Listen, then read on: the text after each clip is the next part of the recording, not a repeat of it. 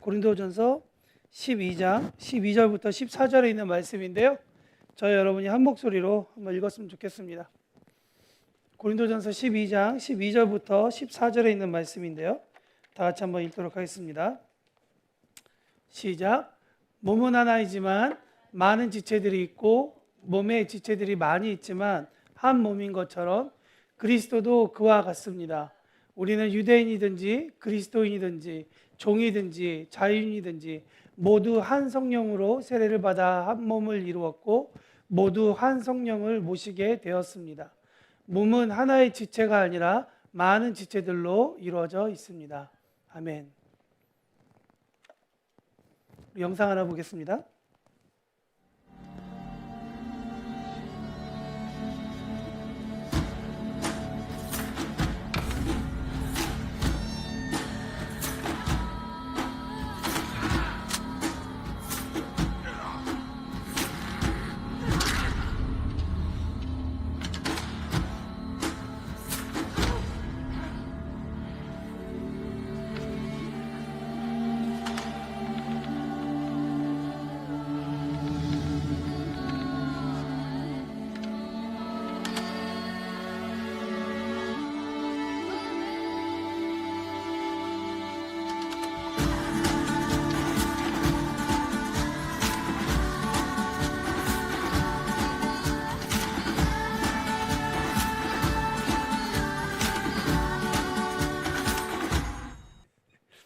여러분 영상 보시면서 뭐 느끼셨어요?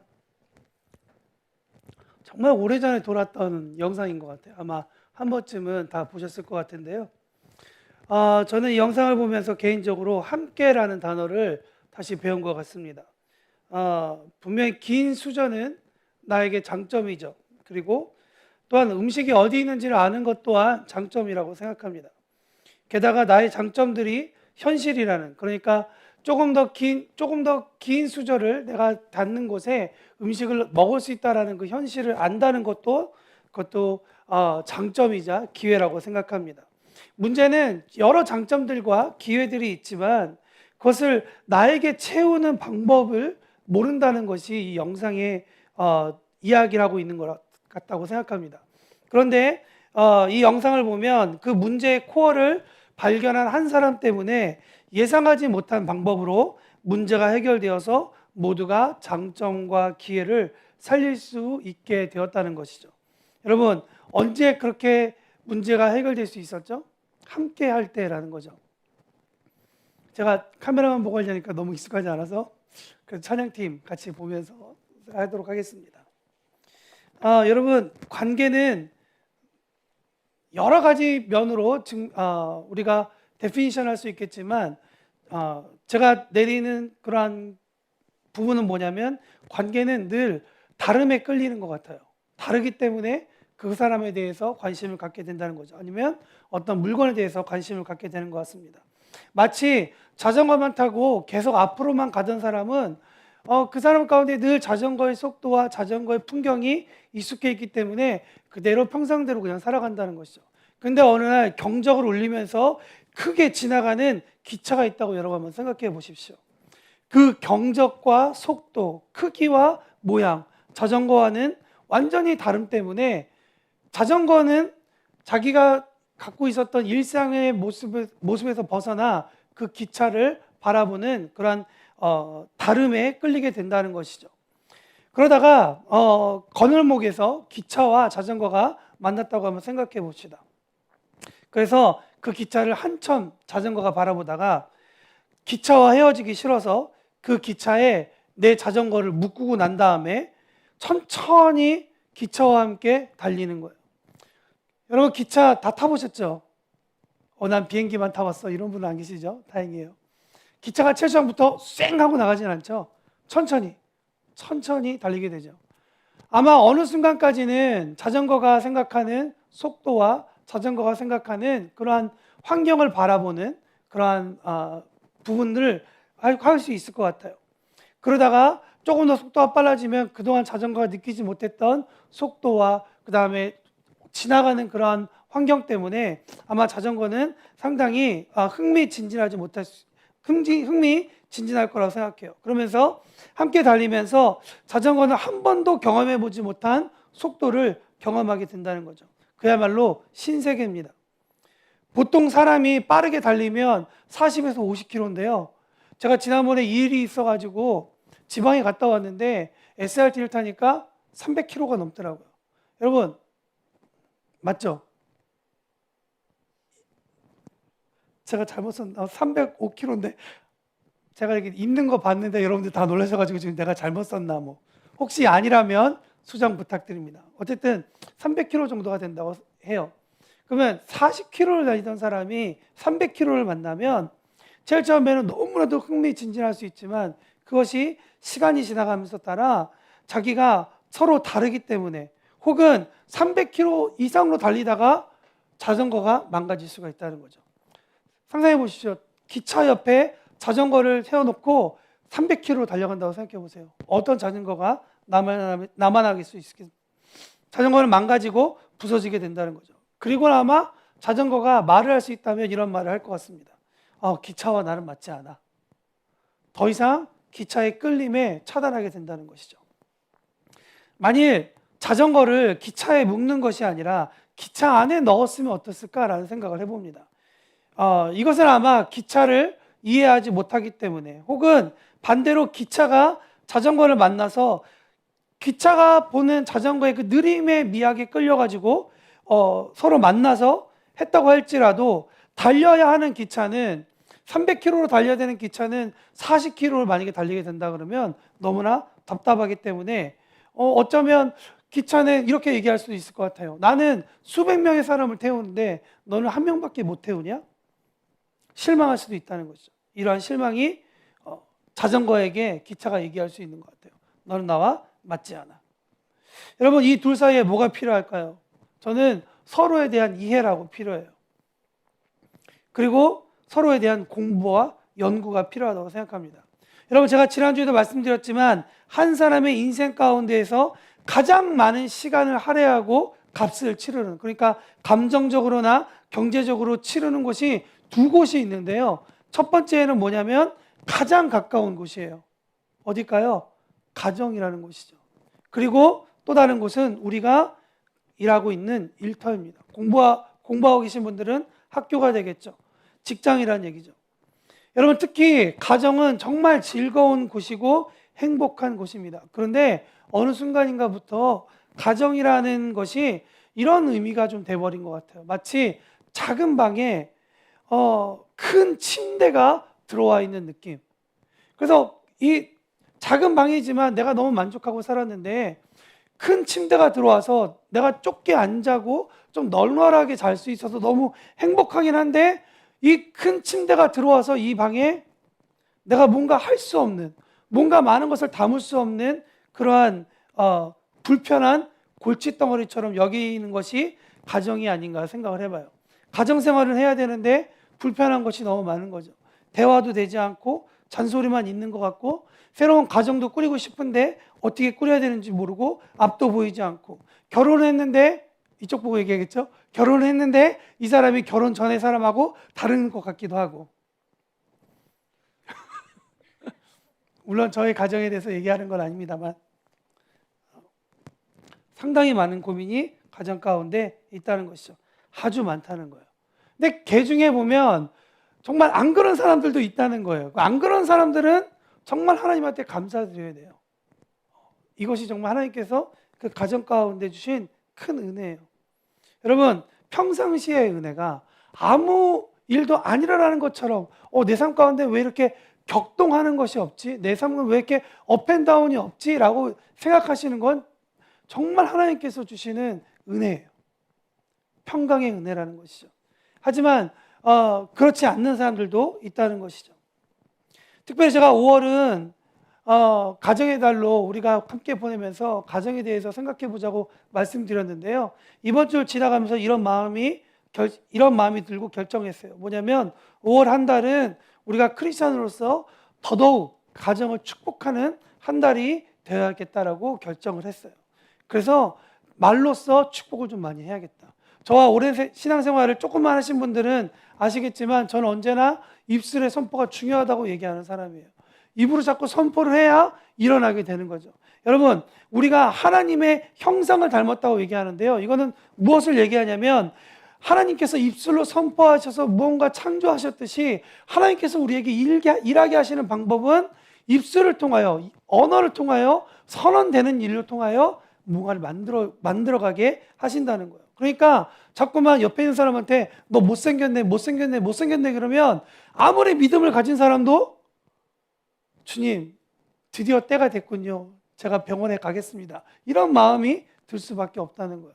근데 너무나도 신기하게도 하나님께서는 우리에게 하나님의 말씀을 담아서 선포할 때 싸움 가운데서도 그것을 관계가 풀리는 것을 경험하게 되고 미움 가운데에서도 사랑이 싹트는 일들을 만들어 내게 된다는 것이죠. 여러분, 하나님께서 아담과 하와에게 주셨던 두 가지 축복이 있습니다. 첫 번째는 무엇이었냐면 사명을 주시는 거예요. 여러분, 우리 한 사람 한 사람 모두 다 사명 가지고 있죠. 그죠? 하나님께서 아담과 하와에게 주셨던 그 복이 우리 가운데에도 있다는 거예요. 우리 한번 선포합시다. 나는 하나님께 사명받은 축복된 자다. 아멘. 여러분, 사명이라는 것은 무엇이냐면 목표를 가지고 일함으로써 사람이 하나님께서 만드신 그 가치 그대로 살 수 있게 된다는 거예요. 사명을 잃어버린 사람은 그냥 아무것도 하지 않아요. 사명을 잃어버린 사람은 원래 해야 되는 일을 하지 않고 다른 일들을 하게 된다는 것이죠. 그런 일들이 이 사회 가운데 얼마나 많이 있습니까? 두 번째, 하나님께서 아담과 하와에게 주신 축복은 무엇이었냐면 관계라는 거죠. 우리 모두가 다 이 세상 가운데 살아가면서 관계하고 있습니다. 그렇죠? 혼자 살고 있지 않아요. 관계는 혼자 있는 것이 아닌 둘이 관계하도록 만들어 주셨다는 거죠. 여러분, 그 둘이 관계하도록 만든 그 궁극적인 여러 가지 열매들이 있지만 저는 그 중에 하나가 가정이라고 생각합니다. 여러분, 하나님께서 왜 우리에게 사명을 주시고 관계를 주셨을까요? 왜 주셨을까요? 이건 우리가 다 알고 있는 이야기지만 늘 기억해야 되는 이야기라고 생각해요. 하나님은 일하고 관계함으로 인해서 무엇을 하냐면 모든 사람이 하나님을 알도록 디자인하셨다는 거예요. 그러니까 일하지 않으면, 사명을 받은 대로 살지 않으면 하나님을 알 수 없도록 디자인되어 있는 것이 사람이라는 거예요. 관계하지 않으면 하나님을 이해할 수 없는 것이 사람이라는 거예요. 가정에서 하나님을 알 수 있어야 되고요.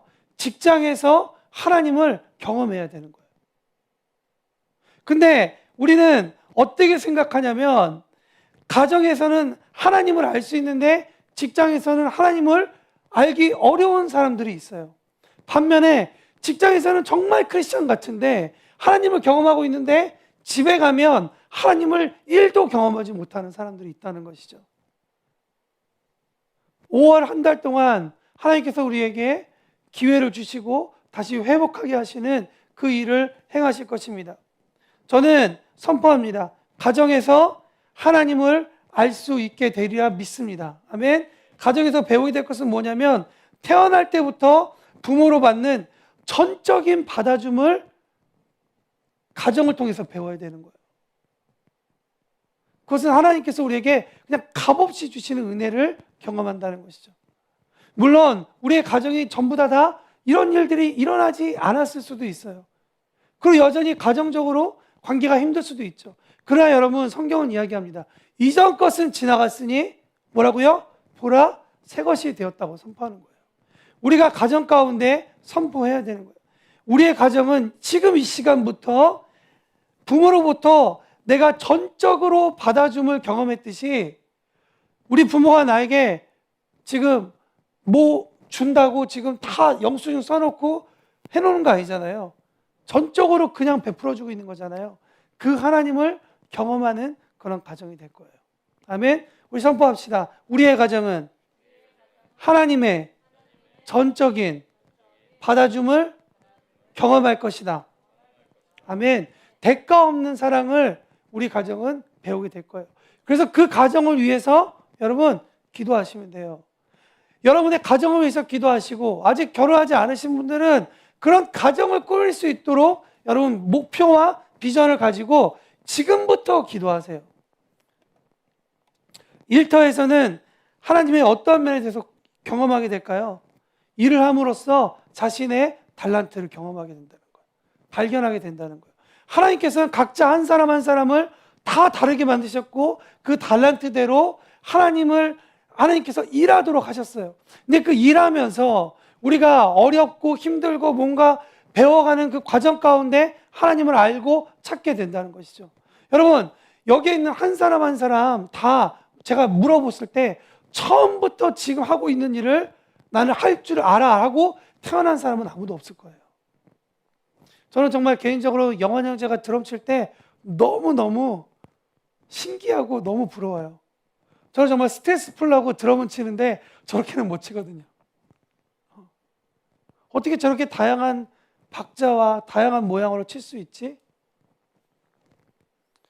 하나님께서는 그에게 그런 은사를 주신, 그 하나님을 우리는 영원 형제를 통해서 볼 수 있는 거예요. 그렇듯 한 사람 한 사람 한 사람, 우리 집에서 함께 예배드리고 있는 여러분도 그렇게 다른 달란트로 하나님께서 하나님을 보여주신다는 거죠. 직장은 하나님을 경험하는 곳이에요. 또한 직장이 하나님을 찾고 부르짖게 만드는 곳이라는 것이죠. 가정에서뿐만 아니라 직장에서도 하나님을 만날 수 있는 우리 모든 청년 여러분이 되시기를 예수님의 이름으로 축복합니다. 네, 여기서 잠깐 우리 베드로전서 5장 8절 말씀 한번 읽어봤으면 좋겠습니다. 다 같이 한번 읽겠습니다. 베드로전서 5장 8절 말씀 시작. 마음을 강하게 하고 늘 주의하십시오. 원수 마귀가 배고파 으르렁거리는 사자처럼 먹이를 찾아 돌아다니고 있습니다. 아마 옛날 성경을 좀 아시는 분들은 이렇게 기억하실 거예요. 근신하라, 깨어라. 너희 대적 마귀가 우는 사자와 같이 두루 다니며 삼킬 자를 찾는다. 사단은 우리가 하나님을 경험하지 못하도록 우는 사자와 같이 그렇게 다니고 있다고 이야기를 하고 있어요. 그러다가 우리가 사단의 유혹거리에 빠지게 되면 정말 사자와 같이 개걸스럽게 우리의 영혼을 난도질해 버리는 거죠. 영적으로 완전히 너덜너덜해지는 거예요. 여러분, 그렇다면 사단은 어떤 영역 가운데 우리를 이렇게 어슬렁거리면서 우리를 유혹해서 넘어뜨리기 위해서 힘쓰고 있을까요? 때를 기다리고 있을까요? 저는 너무나도 당연하다. 이 영역은 하나님을 경험할 수 있는 그런 영역은 사단이 그렇게 할 거다. 우리가 알아서 망가지고, 우리가 알아서 하나님을 배신하고, 우리가 하나님을 알아서 찾지 않는 것에서는 사단이 일할 필요가 없는 거예요. 그러나 내가 경건한 삶을 살수록, 거룩한 삶을 살려고 노력할수록, 내가 하나님의 비전에 따라서 살려고 노력하면 할수록 사단은 언젠간 나를 쓰러뜨리기 위해서 유혹하고 때를 기다리고 있다는 것이죠. 제가 아까 말씀드린, 그러면 여러분 하나님을 알 수 있는 그 영역 두 가지가 어디라고 말씀드렸죠? 가정과 직장이라고 말씀드렸죠. 가정과 일터라고 말씀드렸습니다. 이 가정과 일터, 이 둘 중 어떤 것을 선택해서 사단이 공격하는 것이 아니라 이 두 영역 모두 다 사단이 그렇게 공격하고 우리를 유혹해서 하나님을 알지 못하도록, 하나님을 경험하지 못하도록, 하나님에 대해서 왜곡하도록 계속 그렇게 유혹하고 있다는 것이죠. 그럼 여러분, 우리가 가정을 위해서 기도하지 않을 이유가 없다는 것이죠. 단순히 그냥 결혼하기 전에 내가 결혼식 준비하면서 기도하는 것이 가정을 위한 기도가 아니라 우리의 가정은 이토록 하나님을 경험할 수 있는, 아빠 엄마를 통하여서 경험할 수 있는, 내가 아비와 어미가 돼서 경험시킬 수 있는 그러한 것이 가정이라는 것이죠. 직장은 단순히 우리로 하여금 돈을 벌게 하는 것이 아닙니다. 직장은 단순히 우리로 하여금 꿈을 이루게 하시는 것이 아니라는 것이죠. 직장은 우리가 하나님을 경험하고 하나님을 모르는 사람들로 하여금 경험케 만드는 곳이라고 저는 믿습니다. 제가 여러분에게 물어봅니다. 영상을 통해서 예배 드리시는 분들도 한번 대답해 보시기 바랍니다. 여러분, 지난 한 주간 동안 혹은 지난 1년 동안 직장에서 일하면서 하나님을 경험하셨습니까? 여러분의 가정에서 하나님을 경험하고 계십니까? 제가 이 단어를 쓰니까, 이 문장을 쓰고 나니까 이런 마음이 들더라고요. 누군가 제 딸들한테 가가지고 하나님은 너의 아빠와 같으셔 라고 얘기할 때 우리 애들이 어떤 반응을 할까? 으아! 이러면 저는 정말 죄인 중에 죄인이죠. 그러지 않기를 바라고 있지만 여러분, 가정에서도 직장에서도 하나님을 경험하기를 예수님의 이름으로 축복합니다. 아멘. 오늘 읽었던 말씀 다시 한 번 더 읽어봤으면 좋겠는데요. 12절부터 14절에 이런 말씀이 있습니다. 몸은 하나지만 많은 지체들이 있고 몸에 지체들이 많이 있지만 한 몸인 것처럼 그리스도도 그와 같습니다. 우리는 유대인이든지 그리스도인이든지 종이든지 자유인이든지 모두 한 성령으로 세례를 받아 한 몸을 이루었고 한 성령을 모시게 되었습니다. 몸은 하나의 지체가 아니라 많은 지체들로 이루어져 있습니다. 우리가 태어나 보니까 가정에 다 속해 있죠. 그죠? 여러분, 우리의 가정 잘 가고 있습니까? 여러분의 직장 잘 가고 있습니까? 제가 이 내용을 쓰면서 보니까 언제나 내 질문엔 좀 이런 것들이 있구나. 청년교회가 잘 가고 있나? 내가 관계를 잘 하고 있나? 라는 그러한 식의 질문을 많이 한다는 사실을 알게 됐어요. 그런데 오늘 본문을 읽어보니까 여태까지 제가 했었던 질문의 방향이 잘못되었고 수정될 필요가 있다는 거예요. 여러분, 잘 가고 있느냐가 아니라 오늘 본문은 우리에게 이야기하고 있는 거예요. 너의 가정이, 너의 직장이 한 성령 안에 있는가? 한 성령 안에서 가고 있는가로 물어보고 계신다는 거죠. 잘 가고 있는가가, 그 잘이란 단어가 내가 생각하고 있는 나의 계획대로가 아니라 나의 어떠한 뜻대로가 아니라 성령 안에서라는 의미가 들어가야 한다는 것이죠. 요즘 결혼식 가보면 많은 것이 변했습니다. 주례자가 있기도 하고 없기도 하죠. 신랑 신부가 따로 들어오기도 하고 같이 들어오기도 합니다. 나갈 때에도 신랑 신부만 나가지 않고 결혼 모든 가족이 함께 나가기도 합니다. 이렇게 저렇게 많이 바뀌는데요. 그 중에 바뀌지 않는 몇 가지들 중에 하나가 뭐냐면 신랑 신부의 혼인 선서라는 거죠. 여러분, 근데 특별하게 크리스천들은 혼인 선서를 할 때 누구 앞에서 하죠? 하나님 앞에서 해요. 그래서 주례자는 이렇게 얘기하죠. 신랑 신부 누구가 성부, 성자, 성령의 이름으로 부부가 된 것을 가정을 이루게 되었음을 선언한다라고 이야기하는 거죠. 이것은 무엇을 얘기할까요? 가정은 가정의 코어가 있는데 중요한 세 가지가 있다는 거예요. 신랑과 신부와 그리고 뭐냐면 성령님이라는 거죠. 하나님이라는 거죠. 마치 하나님께서 성부, 성자, 성령 세 분이 완벽한 연합을 이루어서 한 하나님이 되신 것처럼 한 가정이, 한 직장이 정말 그렇게 하나님을 경험하고 하나님을 알 수 있는 방법은 이 세상 가운데 딱 하나밖에 없다는 거예요. 그 가정의 코어가, 그 직장의 코어가 신랑, 신부, 하나님. 직장 상사, 직장 동료, 나, 하나님이 되어야 된다는 거예요. 왜 하나님께서 우리 청년들 가운데 몇 분을 특별히 오너의 자리로 세우셨겠습니까? 하나님께서 왜 여러분들을 그냥 한 사람 한 사람이 작은 그냥 그룹을 인도하는 사람으로 만드셨겠습니까? 하나님은 여러 가지 이유가 있겠지만 그러나 그 일을 통해서 하나님을 경험해 주고 싶으시다는 거예요. 근데 그 코어가 여러분과 동료 하나님, 신랑, 신부 하나님이 되어야 된다는 것이죠. 이 말은, 이 가정은 언제나, 그러니까 기쁠 때나 슬플 때나 이 코어가 단단해져서 신랑 신부 당사자가 하나님 안에서의 문제를 해결할 수 있는 실마리를 찾을 수 있다는 것을 이야기하는 거예요. 내가 만약에 직장의 오너라면, 크리스찬 오너라면 우리는 다시 한 번 더 생각해 봐야 되는 거예요. 내가 회사를 어떤 방향으로 이끌어갈 것이냐? 이런 방향으로 이끌어가야 되는 거죠.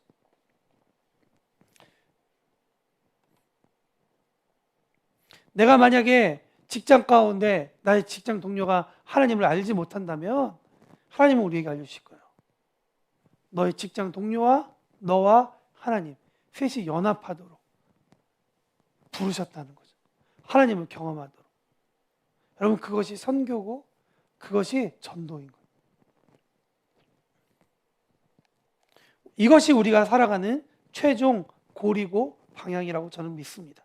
그러므로 오늘 설교 제목처럼 가정을 축복하고 직장을 축복하기 위해서 어떻게 살아가야 될까? 저는 여러분들에게 두 가지를 도전하고 싶습니다. 첫 번째, 근신하고 깨어 있어야 된다는 거죠. 아까 읽었던 베드로전서 5장 8절에 있는 말씀처럼. 그러면 하나님께 질문해야 되죠. 하나님, 그럼 우리가 무엇에 대해서 근신하고 깨어 있어야 할까요? 고린도전서 12장 15절부터 20절까지 좀 긴 말씀인데요. 제가 한번 읽어드리도록 하겠습니다. 발이 나는 손이 아니므로 몸의 일부가 아니라고 말하면서 발이 몸의 일부분이 아니라고 하겠습니까? 귀가 나는 눈이 아니므로 몸의 일부가 아니다라고 말한다고 해서 몸의 일부분이 아니라고 하겠습니까? 온몸이 눈이라면 어떻게 듣겠습니까?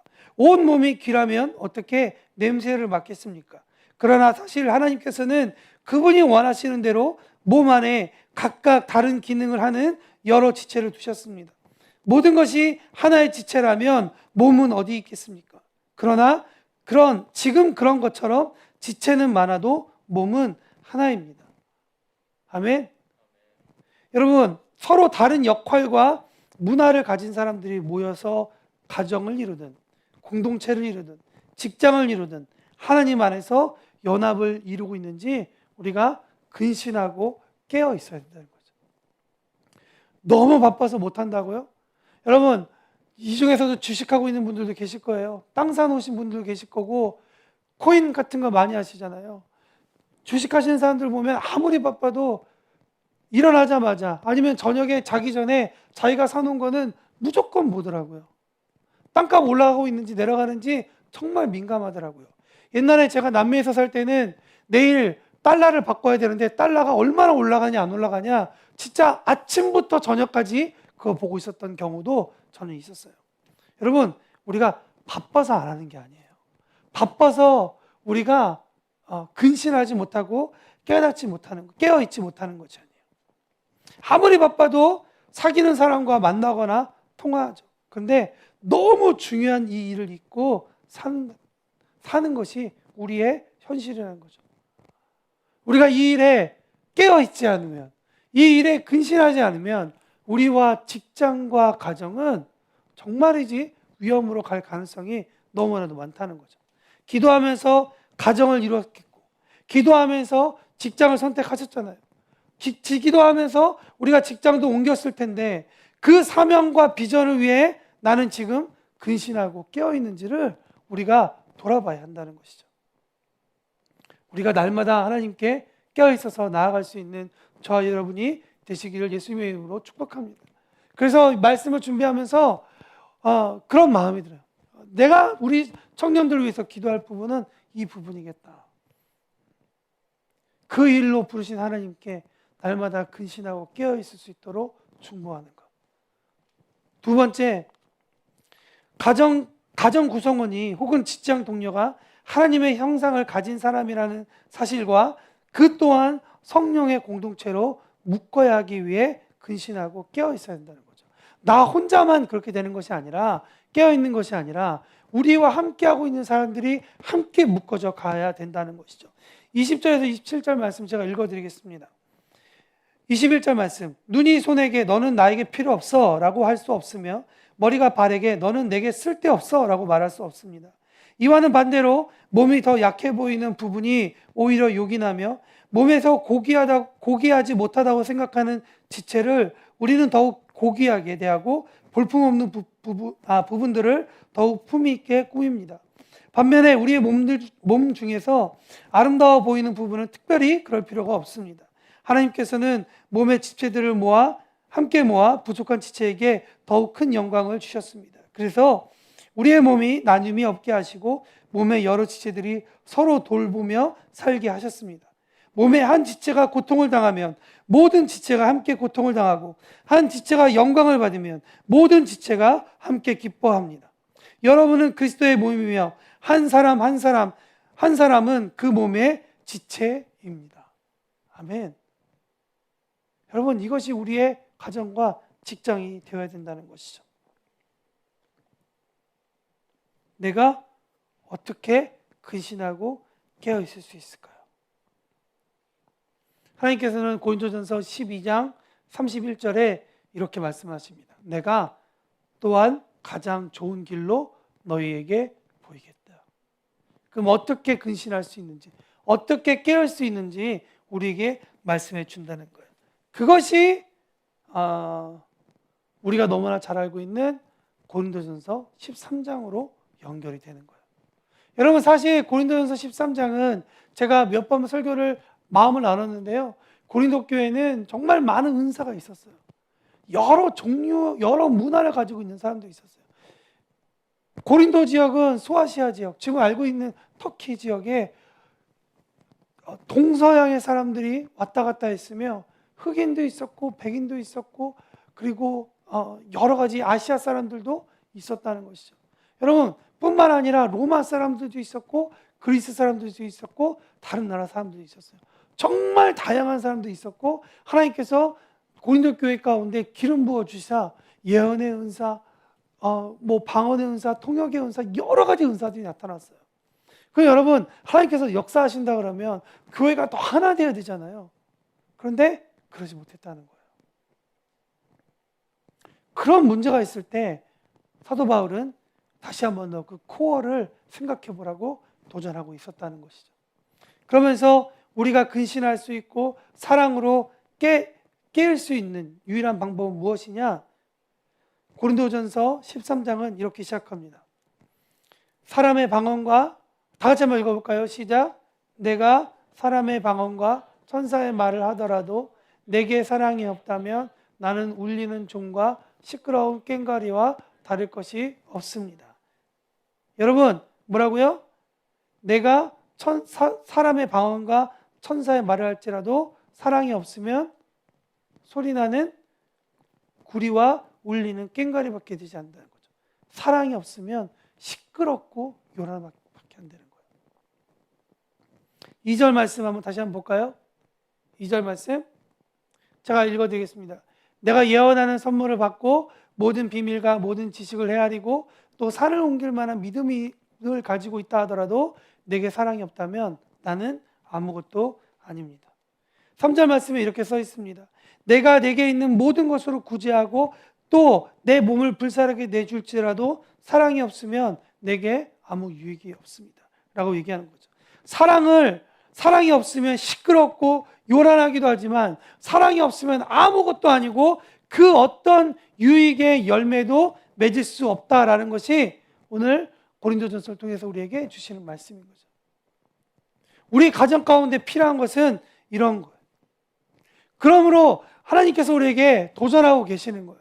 고린도전서 14장 1절을 보면 이렇게 써 있습니다. 사랑을 추구하라.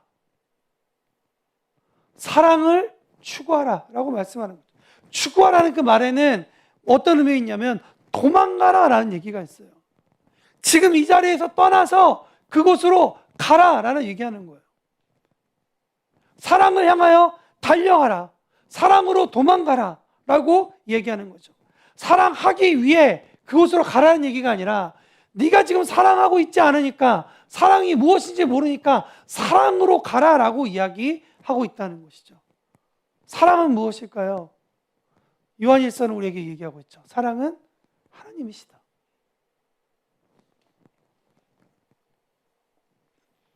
결국 우리가 이 땅 가운데 이 가정이, 우리의 직장이 정말 사랑으로 단단하게 굳을 수 있는 방법은 단 하나밖에 없는 거예요. 화려한 좋은 시스템, 좋은 외적인 어떤 모습, 뭔가 많은 일들, 여러 가지 일들이 다 중요하겠죠. 그러나 그 가운데, 그 코어에 하나님이 계시지 않으면, 신랑과 신부는 있지만 하나님이 계시지 않으면, 직장과 나와 직장 동료가 있지만 하나님이 계시지 않다면, 이 교회에 여러분과 내가 있고 하나님이 만약에 계시지 않는다면 시끄럽기만 하고 아무런 의미가 없는 가정, 직장, 교회밖에 되지 않는다는 것이죠. 왜 우리 가정이 지난 시간 동안 무너졌을까요? 그 이유는 단 하나예요. 하나님이 그 안에 계시지 않았기 때문에 그래요. 하나님이 계셨지만 하나님으로부터 우리가 계속 멀어졌기 때문이에요. 그러니 하나님께서 우리에게 주신 이 은혜의 시간, 다시 한 번 더 우리에게 주신 이 기회의 시간을 우리 버리지 말고 돌아갔으면 좋겠습니다. 하나님께서 우리에게 다시 한 번 더 말씀하고 계시는 거예요. 우리의 가정이 새로워지면 좋겠다. 다시 하나님으로 코어가 단단해져야 된다는 거죠. 말씀을 마무리합니다. 오늘 제 말씀 마무리는 성경 읽는 것으로 마무리했으면 좋겠어요. 우리가 어떻게 사랑으로 근신하고 껴있을 수 있는가? 어떤 행동들이 있을 수 있는가? 고린도전서 13장 4절부터 13절에 있는 말씀이에요. 영상을 보시는 분들도, 현장에서 함께 예배드리는 분들도, 우리 현장인 이 성경 말씀이 오늘 내 삶 가운데 내가 어제까지 그렇게 살지 못한다 할지라도 내일 또 실패할 수도 있겠지만, 그러지 못할 것 같다라고 할지라도 여러분, 내일은 아직 오지 않았어요. 오늘 이 시간에 우리가 이것을 믿음으로 선포하고 살아가기로 결정하는 거예요. 결혼은 언제 성립된다고요? 신랑과 신부가 뭐 할 때? 네, 내가 저 사람을 나의 신랑으로, 신부로 내가 받아들이겠습니다. 네, 라고 얘기할 때 되는 거예요. 여러분, 우리 믿음으로 이 성경 구절을 선포할 때 우리의 가정의 코어가, 우리 직장의 코어가 단단하게 될 것을 저는 믿습니다. 아멘. 우리 다 같이 한번 읽어봅시다. 선포하면서 읽읍시다. 시작. 사랑은 오래 참습니다. 사랑은 친절합니다. 사랑은 시기하지 않습니다. 사랑은 자랑하지 않습니다. 사랑은 교만하지 않습니다. 사랑은 무례히 행동하지 않습니다. 사랑은 자기 유익을 구하지 않습니다. 사랑은 쉽게 성내지 않습니다. 사랑은 원한을 품지 않습니다. 사랑은 불의를 기뻐하지 아니하고 진리와 함께 기뻐합니다. 사랑은 모든 것을 덮어주며, 모든 것을 믿으며, 모든 것을 소망하며, 모든 것을 견뎌냅니다.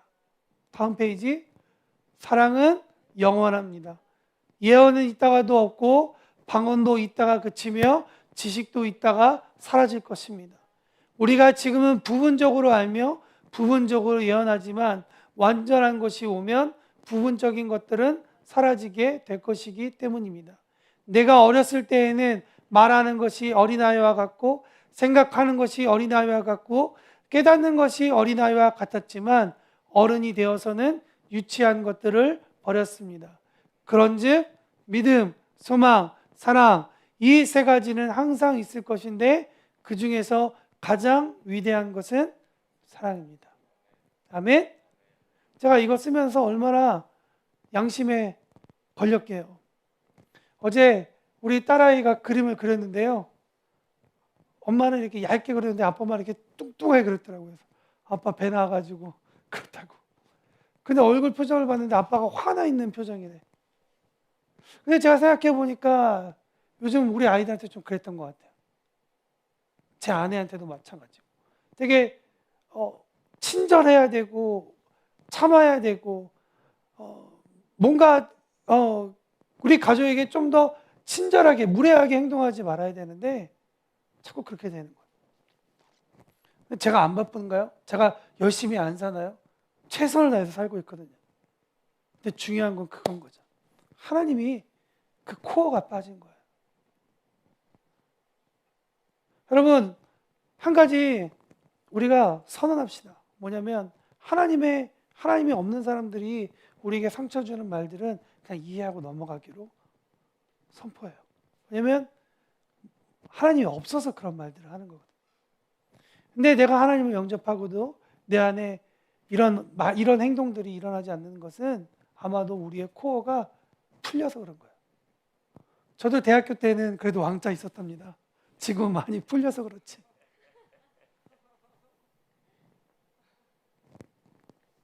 기도했으면 좋겠습니다. 다 같이 기도할까요?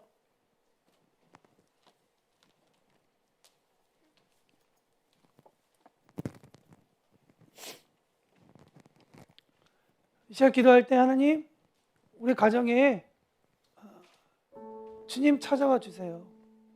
비록 내가 엄마가 아니고 아빠가 아니라서 우리 가정의 주인은 아니지만, 그러나 혹시 엄마 아빠가 믿음의 사람들이 아니라면 주님은 어쩌면 나를 통하여서 이 가정에 믿음의 문을 여시고 주님이 오시도록, 그래서 우리의 가정이 정말 하나님께서 하나님을 알고 하나님을 경험할 수 있는 그런 가정이 될 수 있도록 하나님은 우리를 불러주신 거라고 저는 생각해요.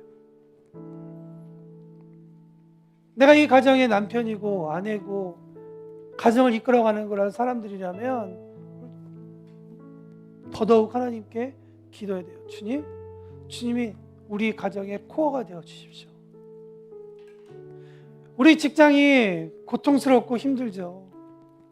당연히 하나님 모르는 사람들은 세상의 방법으로 자꾸만 그렇게 나아가죠.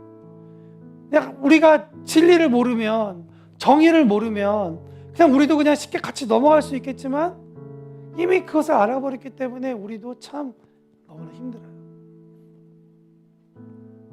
직장 가운데에서 다퉈야 되고 싸워야 되고 경쟁해야 되고 여러 가지로 나를 시기하는 그런 모습들,